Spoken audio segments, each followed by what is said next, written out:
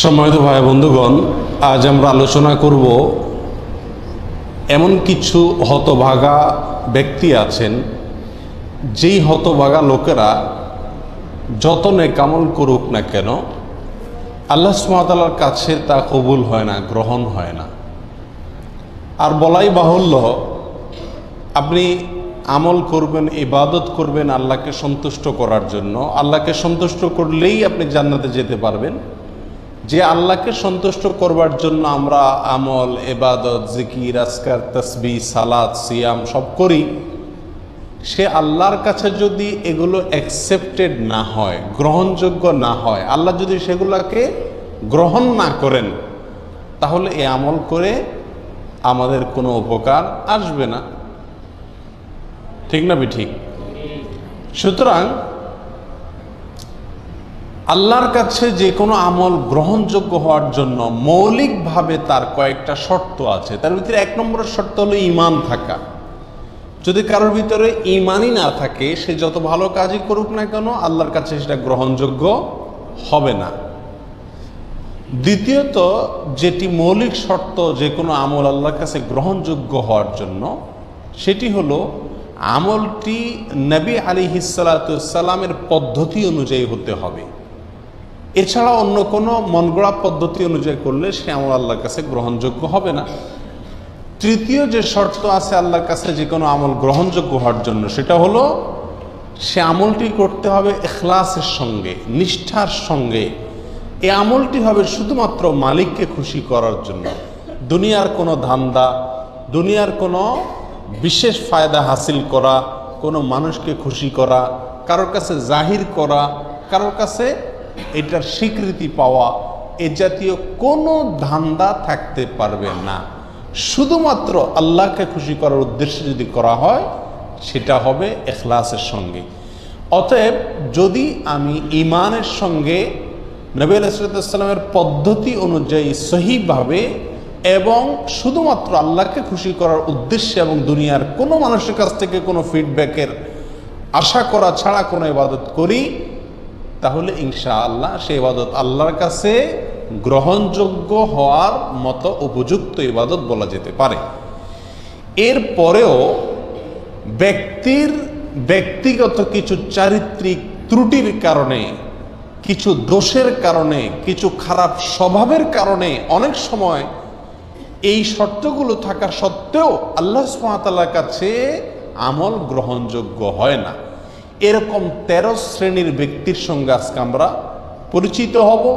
এই 13 ক্যাটাগরির কোনো একটিতে যদি আমরা কেউ থাকি, তাহলে ইবাদত কবুলের যে মৌলিক শর্ত আছে সেই শর্তগুলো পাওয়া সত্ত্বেও আল্লাহ সুবহানাহু ওয়া তাআলা আমাদের ইবাদত গ্রহণ করবেন না। তার ভিতরে 1 নম্বরে যে ব্যক্তির কথা বলবো, সেটি সুনানে নাসাইতে বর্ণিত হয়েছে। নবী আলাইহিস সালাম বলেছেন, লা ইয়াকবালুল্লাহু মিন মুশরিকিন আশরাকা বা'দা ইসলামিহি আমালা হাত্তা ইউফারিকাল মুশরিকিনা ইলাল মুসলিমিন। অর্থাৎ নবী আলাইহিস সালাম বলেছেন, কোনো ব্যক্তি ইসলাম গ্রহণ করলেন, আগে তিনি অমুসলিম ছিলেন, ইসলাম গ্রহণ করার পরে যদি আবার সে শিরকে ফিরে যায়, আবার তিনি যদি শিরকে লিপ্ত হয়ে যান, তাহলে তার কোনো আমল আল্লাহ সুবহানাহু ওয়া তাআলা গ্রহণ করবেন না। যদি সে শিরকে লিপ্ত হওয়ার পরে তওবা করে আবার মুসলমানও হয়, তবুও তার আমল গ্রহণযোগ্য হওয়ার জন্য শর্ত হলো হাত্তা ইউফারিকাল মুশরিকিনা ইলাল মুসলিমিন। সে মুশরিকদের দল, মুশরিকদের দেশ, মুশরিকদের সমাজ ত্যাগ করে মুসলমানদের সমাজে আসার আগ পর্যন্ত তার কোনো আমল গ্রহণযোগ্য হয় না। তাহলে একজন অমুসলিম, তিনি মুসলিম হলেন, ইসলাম গ্রহণ করলেন, ইসলাম গ্রহণ করার পরে আবার তিনি অমুসলিম হয়ে গেলেন, এরপর যদি আবার তিনি মুসলমান হয়ে যান কিন্তু অমুসলিমদের মধ্যেই তিনি অবস্থান করেন, তাহলে তার আমল আল্লাহ তাআলা গ্রহণ করবেন না। তার আমল গ্রহণযোগ্য হতে হলে তাকে মুসলমানদের সমাজে এসে প্রবেশ করতে হবে, বসবাস করতে হবে। এর ফলে সেই ইসলামের উপরে টেকা তার জন্য কি হবে? সহজ হবে। তাহলে আল্লাহর জন্য খারাপ সমাজ, মন্দ সমাজ ত্যাগ করে ভালো সমাজে আসা, এটা বান্দার নেক আমল কবুল হওয়ার জন্য অন্যতম একটি উপায় এবং মাধ্যম। আল্লাহ তাআলা আমাদের সবাইকে এই গুণটি অর্জন করার তৌফিক দান করুন। আমরা সবসময় ভালো সমাজে মুমিনদের সঙ্গে, মুত্তাকিদের সঙ্গে উঠা বসা, তাদের সাথে পরিচিত হওয়া, তাদের সাথে বন্ধুত্ব করা, তাদের সঙ্গে সব লেনদেন করা, কারবার করা, তাদেরকে অন্তরে জায়গা দেওয়া এবং জলছল করা, এটার চেষ্টা করব। তাহলে আমল আল্লাহ সুবহানাহু ওয়া তাআলার কাছে গ্রহণযোগ্যতা পাবে ইনশাআল্লাহ। আর এর বিপরীতে বিশেষ করে যদি কেউ ইসলাম গ্রহণ করার পরে যদি আবার শিরকে ফিরে যায়, তার কোনো আমল আল্লাহ তাআলা আর কবুল করেন না। যদি সে মুসলিমও হয়ে যায়, তবুও তাকে আমল আল্লাহর কাছে গ্রহণযোগ্য করাতে হলে মুসলমানদের সমাজে ফিরে আসতে হবে। তাহলে এক নম্বর ব্যক্তি পেলাম যে ইসলাম গ্রহণ করার পরে আবার শিরকে চলে গেছে, তার আমল আল্লাহ তাআলা কি করবেন না? গ্রহণ করবেন না। গ্রহণ করবেন শর্ত হলো সে আবার মুসলমানদের মধ্যে ফিরে আসবে, ইসলাম গ্রহণ করবে, এই সমাজে চলে আসবে, তখন আল্লাহ তাআলা গ্রহণ করবেন। নাম্বার 2 এবং 3, 2 এবং 3 এই দুটো পয়েন্ট বর্ণিত হয়েছে আবু দাউদ এবং সহিহ ইবনে খাজামা বর্ণিত এক হাদিসের মধ্যে। নবী সাল্লাল্লাহু আলাইহি ওয়াসাল্লাম এখানে এই হাদিসে 2 ব্যক্তির কথা বলেছেন, যে 2 ব্যক্তির আমল আল্লাহ সুবহানাহু ওয়া তাআলা কি করবেন না? কবুল করবেন না। কারা তারা? নবী সাল্লাল্লাহু আলাইহি ওয়াসাল্লাম বলেছেন, লা ইয়াকবালুল্লাহু সালাতান বিগাইরি তাহুরিন। এটা হলো দ্বিতীয় ব্যক্তি। ওই ব্যক্তির সালাত আল্লাহ সুবহানাহু ওয়া তাআলা কবুল করবেন না যে সালাত পড়তেছে পবিত্রতা অর্জন করা ছাড়া। তার মানে পবিত্রতা অর্জন করা সালাতের জন্য পূর্ব শর্ত। এখন যদি পবিত্রতা অর্জনের ত্রুটি থাকে, কোথাও শুকনা থাকে, ভালো করে ওযু না করেন, ভালো করে গোসল না করেন, তাহলে আপনার এই সালাত হবে না। এই সালাত আবার পুনরায় করতে হবে। এটা বিশুদ্ধই হবে না, আল্লাহ তাআলার কাছে এটা অ্যাকসেপ্টেডই হবে না। তাহলে সালাত এটা আদায় করার জন্য, এটা কবুল হওয়ার জন্য পূর্ব শর্ত হলো পবিত্রতা থাকা। সম্প্রতি একটা ভিডিও ক্লিপ, ছোট ভিডিও ক্লিপ আপনারা অনেকেই দেখেছেন হয়তো, অনলাইনে প্রচুর পরিমাণ ছড়িয়ে গেছে। সেটা হলো হারামে মক্কায় ভারতের 2 জন লোক, ইন্ডিয়ার 2 জন লোক, তারা উমরা বা হজ করার জন্য আসছেন দেখা যাচ্ছে ভিডিওতে, এবং জামাত দাঁড়ায় গেছে হারামে। এখন আশপাশে হয়তো অজুর জায়গা ধারে কাছে নাই, তো তারা এক জায়গায় এরকম শূন্যের মধ্যে কোনো পানিটাই নাই, এভাবে নিচ্ছে, কুলি করতেছে, হাত মুখ ধুইতেছে, পানি কিন্তু নেই। একটা ড্রাম বা বাক্সর সামনে এরকম হাত দিচ্ছে, মুখে মুছতেছে, মানে মনে মনে অজু করতেছে, অথচ পানি নেই। তাদেরকে আশপাশে অনেকে বোঝানোর চেষ্টা করছে যে ভাই পানি তো নেই, তোমরা কি অজু করতেছো। তারা এটা নিয়তে অজু করে ফেলতেছে। তাহলে এইভাবে যদি কেউ অজু করে তার সালাত কবুল হবে না। অপবিত্র ব্যক্তির সালাত নামক ইবাদত আল্লাহ কি করবেন না? কবুল করবেন না। এটা হলো দ্বিতীয় ব্যক্তি যার সালাত বা ইবাদত কি হবে না? কবুল হবে না। অতএব ভালোভাবে উত্তম রূপে ওযু এবং গোসল করতে হবে। নাম্বার 3, ওয়ালা সাদকাতা মিন গুলুল। আমাদের সমাজে আজ হালাল ইনকাম করা মানুষ, হালাল উপার্জন করা মানুষ সোনার হরিণ হয়ে গেছে ভাই। আলহামদুলিল্লাহ, দানকারী মানুষের অভাব নেই, সবাই টুকটাক দান করার চেষ্টা করে। কিন্তু এই হাদিসটি জানার পরে দান করার চাইতে ইনকাম যেন হালাল থাকে সেদিকে আমরা বেশি গুরুত্ব দেব। নবী আলাইহিস সালাম বলেছেন, ওয়ালা সাদকাতা মিন গুলুল। অবৈধ সম্পদ আত্মসাৎ করে যে সম্পদ কামাই করেছেন, হারাম উপায়ে যে সম্পদ কামাই করেছেন, সেই সম্পদ দিয়ে যদি আপনি সাদকা করেন, দান করেন, এই দান কবুল হবে না, এটা আল্লাহর কাছে গ্রহণযোগ্য হবে না। তাহলে তৃতীয় ব্যক্তি হলেন ওই ব্যক্তি যে ব্যক্তি হারাম পথে উপার্জন করেন, তার দানের ইবাদত আল্লাহ কি করবেন না? কবুল করবেন না। নাম্বার 4 নম্বর, যার আমল ইবাদত কবুল হবে না, বিশেষ করে সালাতের কথা বলা হচ্ছে এখানে, সালাত কবুল হবে না, তিনি হলেন ওই মহিলা যে মহিলা সালাত আদায় করছেন অথচ তিনি খেমার পরেন নাই, অর্থাৎ ওড়না পরেন নাই। সুনান আবু দাউদের হাদিসে রাসূল সাল্লাল্লাহু আলাইহি ওয়াসাল্লাম বলেছেন, লা ইয়াকবালুল্লাহু সালাতা হাইদিন ইল্লা বিখিমার। প্রাপ্ত বয়স্কা মহিলা তিনি যদি সালাত আদায় করেন তো তার সালাত আল্লাহ সুবহানাহু ওয়া তাআলা কি করবেন না? কবুল করবেন না, যদি তার মাথায় কি না থাকে, ওড়না না থাকে। অর্থাৎ যেভাবে সতর ঢেকে সালাত আদায় করা দরকার সেভাবে যদি সতর না ঢাকা হয় তাহলে তার সালাত হবে না। আমাদের সমাজে বেশিরভাগ মা বোনেরা না জেনে না বুঝে এমনভাবে সালাত আদায় করেন, এমন পোশাকে সালাত আদায় করেন যেই পোশাকে সালাত হয় না, এবং শত শত হাজার হাজার লক্ষ লক্ষ মা বোনরা এভাবে সালাত আদায় করেন বলে আমি জানি।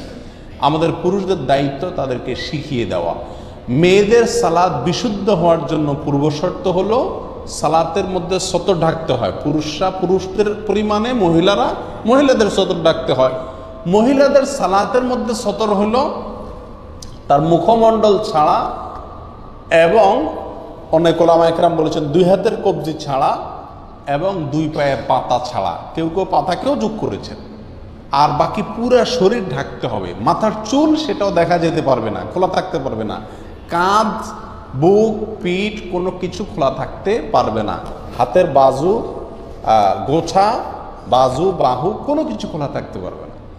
এখন আমাদের দেশে আগে প্রচলিত ছিল, এখনো কোনো কোনো বৃদ্ধ মহিলাকে দেখা যায় সাদা শাড়ি আছে, নামাজের শাড়ি বলে, এটা নামাজের কাপড় আলাদা। তো শাড়ি পরলে, একে তো সাদা শাড়ি এমনিই পাতলা দেখা যায়, আবার শাড়ি পরলে শরীরের অর্ধেকের বেশি এমনিই চেষ্টা করলেও ঢাকা যায় না। এই জন্য শাড়ি পরে সালাত আদায় করা উচিত না।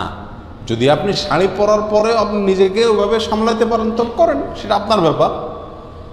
তবে মনে রাখতে হবে সালাতের জন্য মাথার উপরে একটা স্পেশালি বড় ওড়না বানায় নেওয়া উচিত, যে ওড়না পুরো শরীরকে ঢেকে দিবে একেবারে, এবং তার ভেতরে যথেষ্ট প্রশস্ত থাকবে, এর ভিতরে হাত নাড়াচাড়া করা সহজ হবে। এক কথায় 4 নম্বর ওই ব্যক্তি যার সালাত কবুল হবে না আল্লাহর কাছে, তিনি হলেন প্রাপ্তবয়স্কা নারী।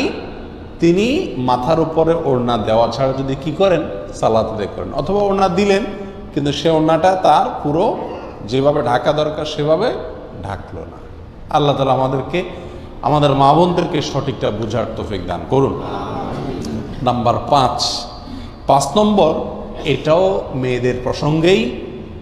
ওই মেয়ের সালাত কবুল হবে না, আল্লাহ সুবহানাহু ওয়া তাআলা তার সালাতকে গ্রহণ করবেন না, অ্যাকসেপ্ট করবেন না, যেই মেয়ে সালাত পড়ার জন্য মসজিদে গেছেন সুগন্ধি ব্যবহার করে, স্প্রে করে, শরীরের মধ্যে বা কাপড় চোপড়ে স্প্রে করে বা সুগন্ধি জাতীয় কোনো কিছু ব্যবহার করে তিনি মসজিদে গেছেন।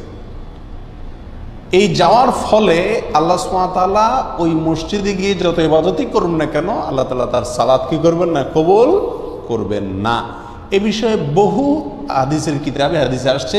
তার ভিতরে একটি আমরা উল্লেখ করছি, যেটি সহিহ খুজাইমা ইবনে খুজাইমাতে বর্ণিত হয়েছে। নবী সাল্লাল্লাহু আলাইহি ওয়াসাল্লাম বলেছেন, লা ইয়াকবালুল্লাহু মিন ইমরাআতিন সালাতান, ওই মহিলার সালাত আল্লাহ কবুল করবেন না, খারাজাত ইলাল মসজিদি, যে মহিলা মসজিদে বের হয়েছেন, ওয়ারিহুহা তাসিফু, অথচ তার গায়ের যে সুগন্ধ এটা বাতাসে ছড়িয়ে দিচ্ছে অন্যদের নাকে, পুরুষদের নাকে।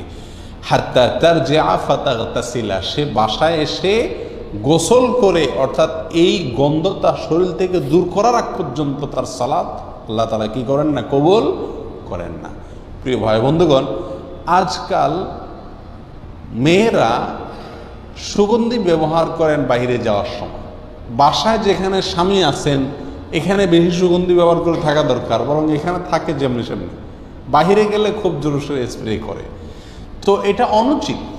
অন্য পুরুষকে নিজের প্রতি আকৃষ্ট করা, অন্য পুরুষকে মনে মনে জানা করতে আহ্বান করার শামিল এই স্প্রে করা, যে স্প্রে সুগন্ধি জাতীয় স্প্রে, এটা করে মহিলারা বাহিরে যেতে পারবে না। এখানে চিন্তা করার বিষয়, মসজিদে যাচ্ছেন সালাত আদায় করার জন্য, তিনি যদি আপনার সুগন্ধি জাতীয় কোনো কিছু ব্যবহার করে যান এবং তার সুগন্ধি অন্যদের নাকে যায়, পুরুষদের নাকে যায়, এবং পুরুষরা বাজে চিন্তা করার সুযোগ তৈরি হয়, সেটার যদি এরকম কঠিন শাস্তির কথা বলা হয়ে থাকে, কঠোর সতর্কবাণীর কথা বলা হয়ে থাকে, তাহলে যারা বাজারে মার্কেটে ঘোরার জন্য, বেড়াতে যাওয়ার জন্য, পার্টিতে, বিয়ে শাদিতে যাওয়ার সময় এসব সুগন্ধি লাগায় যাচ্ছেন, তাদের পরিণতি কত ভয়াবহ হতে পারে আল্লাহ তাআলাই ভালো জানেন।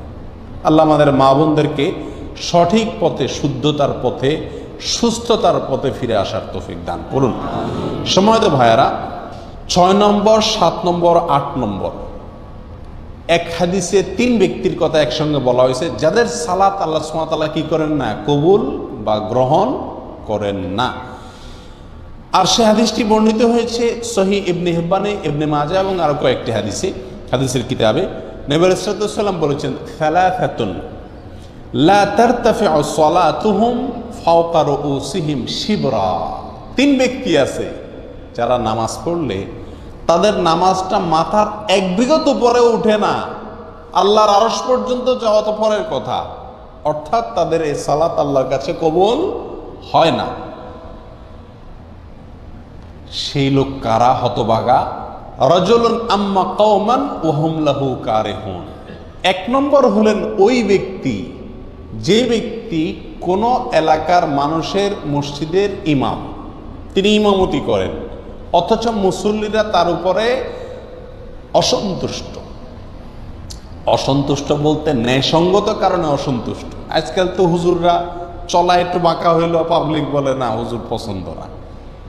তো হুজুরের ব্যক্তিগত কারণে যদি আপনি অপছন্দ করেন, সেটাতেই হুজুরের কোনো কিছু আসবে যাবে না, ওটাতে আপনার কপাল আপনি পড়বেন। কিন্তু যদি যুক্তিসঙ্গত কারণে লোকটা বেদাতি, লোকটা খারাপ মানুষ, লোকটার ভিতরে কোনো বদভ্যাস আছে, সেই কারণে যদি পাবলিক তার প্রতি অসন্তুষ্ট থাকে, তাহলে এই ব্যক্তি জেনে শুনে পাবলিক আমার উপর অসন্তুষ্ট, আমার কোনো চরিত্রের দোষের কারণে, তারপরও সেই ইমামতির আসন ধরে আছে, আঁকড়ে আছে, তো এই ব্যক্তির উপরে, এই ব্যক্তির ব্যাপারে এই কথা আসছে যে তার সালাত তার মাথার 1 বিঘত উপরেও উঠে না, অর্থাৎ আল্লাহর কাছে কবুল হয় না। নাম্বার 2, ওয়ামরাআতুন বাতাত ওয়া যাওজুহা আলাইহা সাখিত। ওই মহিলা যিনি সারাটি রাত কাটিয়ে দিলেন, অথচ সারা রাত তার স্বামী তার উপরে অসন্তুষ্ট। আমাদের মা বোনদের মধ্যে এই সমস্যাটা ঘরে ঘরে কম বেশ আছে। স্বামী স্ত্রী ঝগড়া লাগবেই, এটা চিরন্তন বিষয়।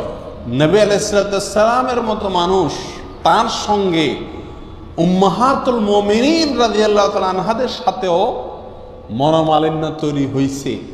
নবী আলাইহিস সালাম রাগ করে মসজিদে যান নাই, এ বাসায় যান নাই, মসজিদে শুয়ে রয়েছেন। ওমর রাদিয়াল্লাহু তাআলা এসে মধ্যস্থতা করে মিলিয়ে দিয়েছেন। এই ঘটনা ঘটছে।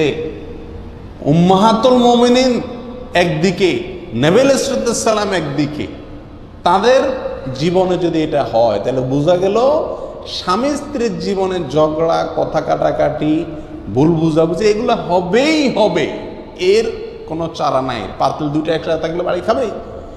কিন্তু আমাদের বোনদেরকে খেয়াল করতে হবে, যেহেতু আমাকে আল্লাহ সন্তুষ্টি অর্জন করতে হবে, আমার ইবাদত আল্লাহর কাছে কবুল করাইতে হবে, অতএব রাগ করে আপনি থাকেন, কিছু সময় থাকেন, সমস্যা নাই। সারাটা রাত স্বামীর উপরে রাগ করে আপনি থাকিয়েন না। অন্তত রাতের কিছু অংশ গেলে রাগটা মিটানোর চেষ্টা করেন। যদি স্বামী অন্যায়ভাবে রাগ করে থাকে, গায়ের জোর রাগ করে, সেটা ভিন্ন কথা। যাই হোক, তাহলে দ্বিতীয় হলেন ওই স্ত্রী যিনি সারাটি রাত কাটিয়ে দিলেন, অথচ তার স্বামী তার কারণে তার উপরে কি অসন্তুষ্ট। যদি স্বামী অন্যায়ভাবে অসন্তুষ্ট হয় এবং তাকে সন্তুষ্ট করার কোনো জায়গা না থাকে, গোয়ার টাইপের হয়, তাহলে ভিন্ন কথা। 3 নম্বর, আব্দুন আবেক, ওই গোলাম বা কৃতদাস যে মালিক থেকে পালিয়ে গেছে, অনুমতি ছাড়া, কোনো তার সাথে চুক্তি ছাড়া তার থেকে পালিয়ে গেছে। কোনো কোনো বর্ণনা আসছে ওই 2 ভাই, যেই 2 ভাই নিজেদের মধ্যে মারামারি বা কাটাকাটিতে লিপ্ত। তাহলে এই হাদিসে 3 ব্যক্তির কথা আমরা পেলাম, আর আগে 5 জনের কথা বললাম, তাহলে মোট 8 জনের কথা পেলাম যাদের সালাত বা ইবাদত আল্লাহর কাছে কি হয় না, গ্রহণযোগ্য হয় না।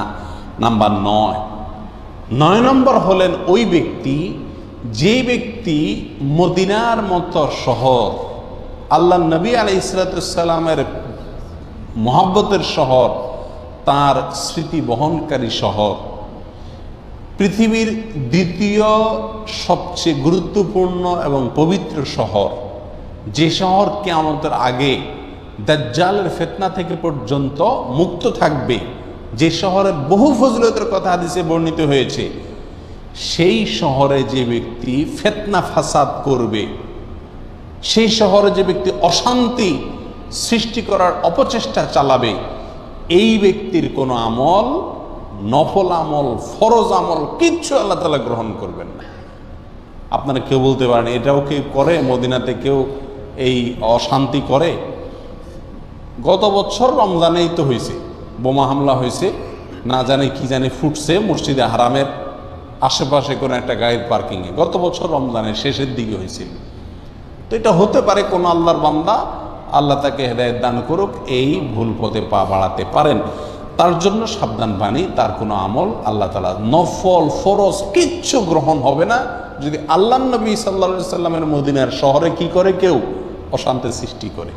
আমরা কেউ বলতে পারি যে আমরা তো এটা করব না, তাহলে এই ওয়াজ আমাদের দরকার নাই। না ভাই, মদিনাতে আমাদের যাদের যাওয়া পড়ে, আমরা যাওয়ার সুযোগ হয়, মদিনা শহরটার প্রতি আলাদা কেয়ার করা আমাদের সবারই দায়িত্ব। আপনি একটা কলা খেয়ে মদিনার রাস্তায় ফেলে দিলেন, এটাও তো মদিনার শহরটাকে আপনি নষ্ট করলেন। অতএব আপনি এই হাদিসের মধ্যে সরাসরি না পড়েন, কিন্তু কাছাকাছি ক্যাটাগরির আমল তো করলেন। হ্যাঁ, মদিনার শহরের ক্ষেত্রে আমাদেরকে সচেতন থাকতে হবে যে আমার কোনো আচরণ, কোনো কাজ দ্বারা যেন মদিনার শহরের কোনো ক্ষতি বা শহরবাসীর কোনো ক্ষতি না হয়। একই সঙ্গে মক্কার ব্যাপারেও, যেহেতু মক্কাও হারাম, পৃথিবীর সবচেয়ে পবিত্র শহর, সেটারও পবিত্রতা রক্ষার জন্য চেষ্টা করতে হবে। যাই হোক, মূল হাদিসটি আমরা চলে আসি। হাদিসটি সহিহ মুসলিম সহ বিভিন্ন হাদিসের কিতাবে আসছে। নবী সাল্লাল্লাহু আলাইহি ওয়াসাল্লাম বলেছেন, আল মাদিনাতু হারামুন মা বাইনা আইর ইলা সাউর। মদিনা শহরটা সম্মানিত শহর। ফামান আহদাসা ফিহা হাদাসান, যে ব্যক্তি এই মদিনা শহরে কোনো দুর্ঘটনা ঘটাবে, আওয়া মুহদিসান, অথবা কোনো দুর্ঘটনাকারীকে আশ্রয় দিবে, ফালাইহি লানাতুল্লাহি ওয়াল মালাইকাতি ওয়ান নাসি আজমাইন, তার উপরে আল্লাহর লানত, ফেরেশতাদের লানত, সকল মানব জাতির লানত পড়ে তার উপরে। এবং লা ইয়াকবালুল্লাহু মিনহু ইয়াউমাল কিয়ামাতি আদলান ওয়ালা সারাফা, কিয়ামতের দিনে ব্যক্তি যত আমল করে নিয়ে যাক না কেন, আল্লাহর কাছে তার কোনো ফরজ নফল কোনো আমল কি হবে না, গ্রহণযোগ্য হবে না। তাহলে মদিনা শহরে যে অশান্তি সৃষ্টি করে, তার জন্য এই পরিণাম যে তারও আমল, কোনো আমল আল্লাহ কি করবেন না, গ্রহণ করবেন না। এরপরে আসি 10, 11, 12, তিনটা পয়েন্ট আসছে এক হাদিসে। আর হাদিসটি বর্ণিত হয়েছে সহিহুল জামের ভিতরে, তাবরানীর ভিতরে আসছে। নবী সাল্লাল্লাহু আলাইহি ওয়াসাল্লাম বলেছেন, সালাসুন লা ইয়াকবালুল্লাহু লাহুম সারফান ওয়ালা আদলা। 3 হতভাগা ব্যক্তি আছেন যাদের কোনো ফরজ নফল কোনো আমল আল্লাহ সুবহানাহু ওয়া তাআলা, নফল বা ফরজ কোনো আমল আল্লাহ তাআলা গ্রহণ করবেন না। কারা তারা? নাম্বার 1, আকুন, মা বাবার অবাধ্য সন্তান, মা বাবাকে কষ্ট দেয়, মা বাবার ন্যায্য দাবিকে মানে না, মা বাবার ন্যায়সঙ্গত নির্দেশকে ফলো করে না। বড় কঠিন একটা জায়গা, মানতেই হবে। আল্লাহ এবং তার রাসূল সাল্লাল্লাহু আলাইহি সাল্লামের পরে যার নির্দেশ মানতে আমি বাধ্য, কে সে? আমার জন্মদাতা বাবা এবং মা। যতক্ষণ সাধ্যে কুলায় মানতে হবে, শুনতে হবে। আজ আমাদের অবস্থা হয়ে গেছে যে আমরা ওই যে এর আগে একটা হাদিস আপনাদের শুনেছিলাম, 15টি বদভ্যাস যখন কোনো জাতির ভিতরে আসবে, তখন আল্লাহর গজব সেখানে সে জাতির উপরে চলে আসবে। তার ভিতরে একটা হলো, একটা সময় আসবে কিয়ামতের আগে মানুষ বউয়ের কথা শুনবে, মায়ের কথা শুনবে না, দোস্তকে সময় দিবে, বাপকে সময় দিবে না। আজকে সেই সময়টা এসে গেছে। আমাদের উচিত মা বাবার নির্দেশকে সর্বোচ্চ গুরুত্ব দিয়ে দেখা। আমরা জানি বৃদ্ধ বয়সে মা বাবা অনেক অযৌক্তিক নির্দেশ করবেন। মনে রাখতে হবে, আপনি যখন ছোট শিশু ছিলেন তখন যত নির্দেশ করতেন মা বাপকে, যত কিছু চাইতেন, দাবি করতেন, তার সবগুলোই প্রায় কি ছিল? অযৌক্তিক ছিল। কিন্তু মা বাবা কখনো আপনার প্রতি বিরক্ত হন নাই। আর আপনি এখন বলতেছেন না আব্বার কি কথা কোনো যুক্তি খাটে না, মা এটা বলছেন এটা অন্যায় কথা বলতেছেন। জি, ওই অন্যায় কথাটাই আপনাকে মানতে হবে, যদি সেটা মানতে গিয়ে কারোর প্রতি অবিচার করা না হয়, আল্লাহর কোনো হুকুম লঙ্ঘন না হয়। ছোট্ট একটা গল্প বলি। এক বাবা বৃদ্ধ বয়সে একেবারে জীবন সায়ান্নে মৃত্যুর আগ মুহূর্তে তিনি তার ছেলে খুব ভালো, বাবার খুব খেয়াল করে। তো ছেলের মনের ভিতরে আসছে যে আমি বাবার মনে হয় সব রকমের হক আদায় করে ছেড়ে দিয়েছি। আসলে সে খুব খেদমত করত।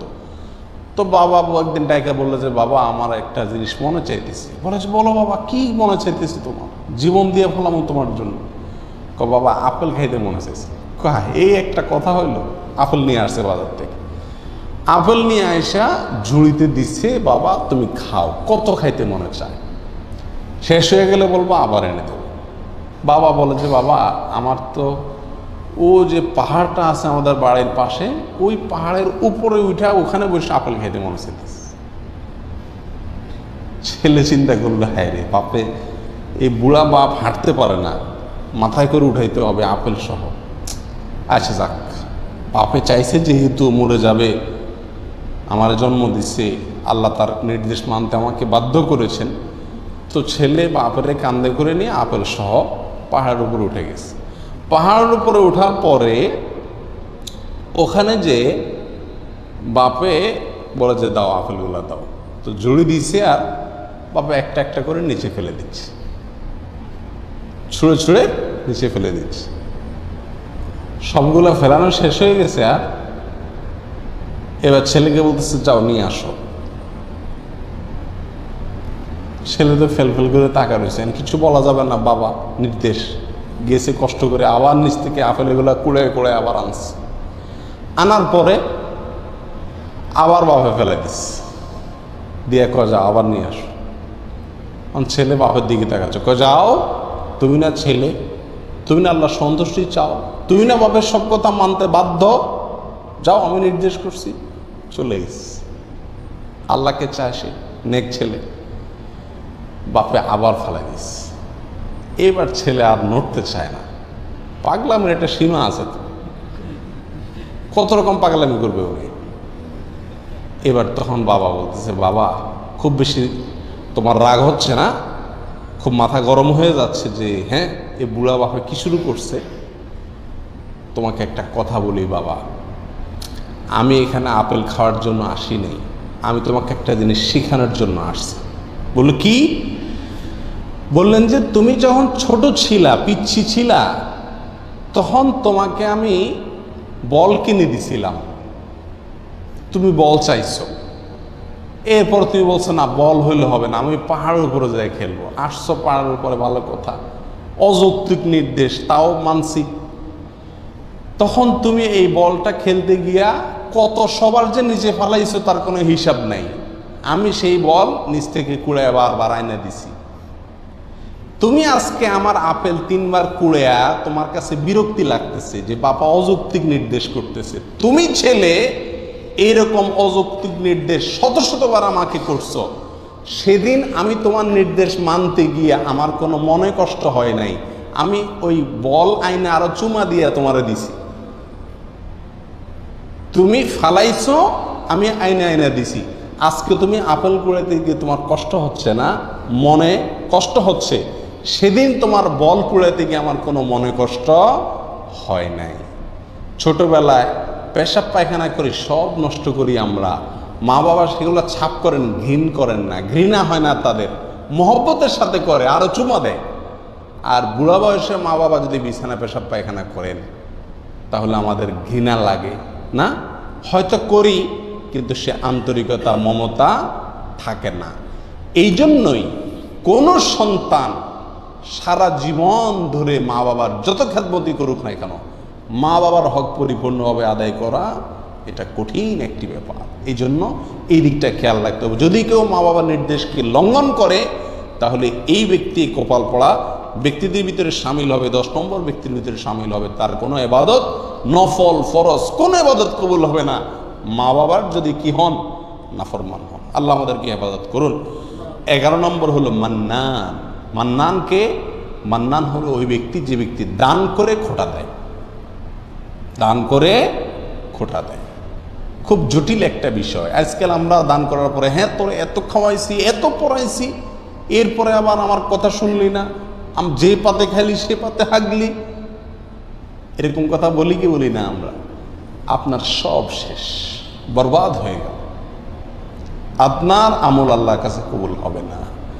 খোটা দেওয়া মানুষ করবেন আল্লাহর জন্য, ওই ব্যক্তির কাছ থেকে থ্যাংক ইউ আশা করবেন না, স্বীকৃতিও আশা করবেন না, আশা করবেন আল্লাহর কাছে।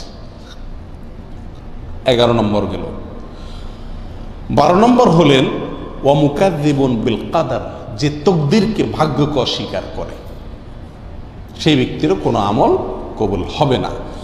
13 নম্বর সর্বশেষ পয়েন্ট, যেটি মুস্তাদরাকে হাকামে আসছে, লা ইয়াকবালুল্লাহু সালাতা ইমামিন হাকামা বিগাইরি মা আনজালাল্লাহ। ওই শাসক, তার সালাত আল্লাহ সুবহানাহু ওয়া তাআলা কবুল করবেন না যেই শাসক আল্লাহ যা নাজিল করেছেন সেই বিধানের ব্যতিক্রম বা উল্টা ফয়সালা করে, বা উল্টা বিধান অনুযায়ী সে বিচার করে, শাসন করে এবং ফয়সালা করে, তারও সালাত কবুল হবে না। এ হাদিসটি মুস্তাদরাক হাকিমে আসছে। এ হাদিসটি বিশুদ্ধতা নিয়ে কেউ কেউ এটাকে জয়ীফ বলেছেন, কিন্তু কেউ কেউ এটাকে ইমাম হাকিম রাহিমাহুল্লাহ তিনি এটাকে সহিহ বলেছেন। তাহলে 13 ব্যক্তিকে আমরা পেয়ে গেলাম যাদের সালাত অথবা নেক আমল আল্লাহর কাছে কি হয় না, গ্রহণযোগ্য হয় না। আল্লাহ তাআলা আমাদের সবাইকে এই 13 ক্যাটাগরি থেকে নিজেকে মুক্ত করার তৌফিক দান করুন। আমি আবারও এক নজরে বলে দিচ্ছি, মুশরিক যে অমুসলিম ছিল, ইসলামে আসছে, আইসা আবার যদি ইসলামে অমুসলিমদের মধ্যে ফিরে যায়, সে মুসলমানদের মধ্যে সমাজে ফিরে আসার আগ পর্যন্ত তার কি হয় না, কোনো আমল আল্লাহর কাছে কবুল হয় না। 1। 2 নম্বর হলো পবিত্রতা অর্জন করে না যে ব্যক্তি সঠিক উপায়ে, সেই ব্যক্তির সালাত কবুল হয় না। নাম্বার 3, যেই ব্যক্তি আত্মসাৎ করে অন্যায়ভাবে হারামভাবে টাকা কামাই করে দান করছে, তারও দান কবুল হবে না।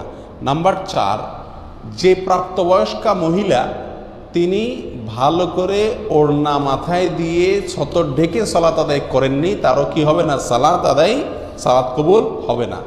নাম্বার 5, যে মহিলা সুগন্ধি লাগায় মসজিদে গেছেন, বাহিরে গেলে তো আরও ভয়াবহ অবস্থা, সেই মহিলা ওই সুগন্ধি ধোয়ার আগ পর্যন্ত, গোসল করার আগ পর্যন্ত, দূর করার আগ পর্যন্ত তার সালাত আল্লাহর কাছে কি হবে না, কবুল হবে না। নাম্বার 6, ওই ইমাম যিনি মানুষের ইমামতি করলেন অথচ মুসল্লিরা তার উপরে ন্যায়সঙ্গত, যুক্তিসঙ্গত বা শরীয়তের দৃষ্টিতে কোনো কারণে অসন্তুষ্ট। নাম্বার 7, ওই মহিলা, ওই স্ত্রী যিনি সারাটা রাত কাটালেন অথচ স্বামী তার উপরে অসন্তুষ্ট, তিনি সন্তুষ্ট করার চেষ্টা করলেন না, অবশ্যই এটা ন্যায়সঙ্গত উপায়ে এবং গোয়ার্তুমি করে নয়। নাম্বার 8, ওই কৃতদাস যে মালিকের অনুমতি ছাড়া ভেঙে গেছে, অথবা ওই দুই ভাই, যে দুই ভাই নিজেদের ভিতরে ঝগড়াঝাটিতে বা মারামারিতে কাটাকাটিতে লিপ্ত। নাম্বার 9, ওই কপাল পড়া যে নবী সাল্লাল্লাহু আলাইহি সাল্লামের শহর মদিনাতে অশান্তি সৃষ্টি করে অথবা অশান্তি সৃষ্টিকারীকে জায়গা দেয়, মদিনা শহরের পবিত্রতা নষ্ট করে। নাম্বার 10, ওই সন্তান যে মা বাবার অবাধ্য, নাফরমান, মা বাবার নির্দেশ অমান্যকারী। 11 নম্বর, ওই ব্যক্তি যে দান করে খোটা দেয়। 12 নম্বর, যে ব্যক্তি ভাগ্যকে বা তাকদীরকে অস্বীকার করে। আর 13 নম্বর, ওই শাসক যিনি আল্লাহর বিধান অনুযায়ী তার প্রজাদেরকে পরিচালনা করেন না। আল্লাহ তাআলা আমাদের সবাইকে এই 13 শ্রেণীর প্রত্যেকটা থেকে নিজেদেরকে মুক্ত করার তৌফিক দান করুন।